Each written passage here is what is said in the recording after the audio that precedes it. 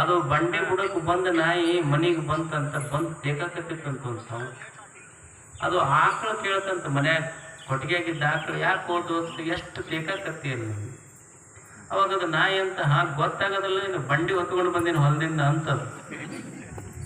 ಹೊತ್ತಿದ್ದು ಎತ್ತ, ಆದ್ರೆ ತಲೆಯಾಗ ಏನೈತದ ನಾನಾ ಬಂಡಿ ಹೊತ್ತು ಬಂದು ನಡೆಸ್ತೀನಿ ಅನ್ನೋದು ಭ್ರಮ ಅದಕ್ಕಷ್ಟೇ.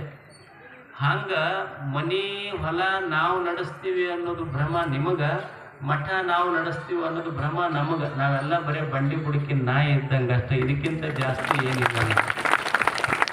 ಅಹಂ ಕರೋಮಿ ಇತಿ ವೃಥಾಭಿಮಾನ, ಸುಮ್ಮನೆ ಅಭಿಮಾನ ಪಟ್ಕೊಳ್ಳು.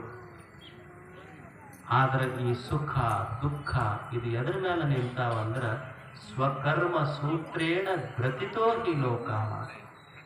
ನಿನ್ನ ಸುಖ ದುಃಖಗಳು ಎದ್ರ ಮೇಲೆ ನಿಂತಾವಂದ್ರ ನೀ ಮಾಡಿದ ಪಾಪ ಪುಣ್ಯದ ಮೇಲೆ ನಿನ್ನ ಸುಖ ದುಃಖಗಳು ನಿಂತಾವ. ಈಗ ತಾಯಂದಿರು ತಾಳಿ ಕಟ್ತಾರೆ, ಸರಿಮಣಿ. ಅದು ಎದ್ರ ಮೇಲೆ ನಿಂತಾವ ನೋಡಾಕ ಸರಿಮಣಿ ಕಂಡೈತಿ, ಆದ್ರೆ ಒಳಗಿನ ಸೂತ್ರ ದಾರ ಯಾರಿಗೆ ಕಂಡಿಲ್ಲ. ಆದ್ರೆ ಅದು ಆ ಸೂತ್ರದ ಮೇಲೆ ಹಣದೈತೆ ಅಷ್ಟೇ. ಹಂಗ ಇಡೀ ಬದುಕೇನಿದೆ ಸ್ವಕರ್ಮ ಸೂತ್ರೇಣ ಗ್ರತಿತೋ ಹಿ ಲೋಕ. ಇದು ಎದರ ಮೇಲೆ ನಿಂತ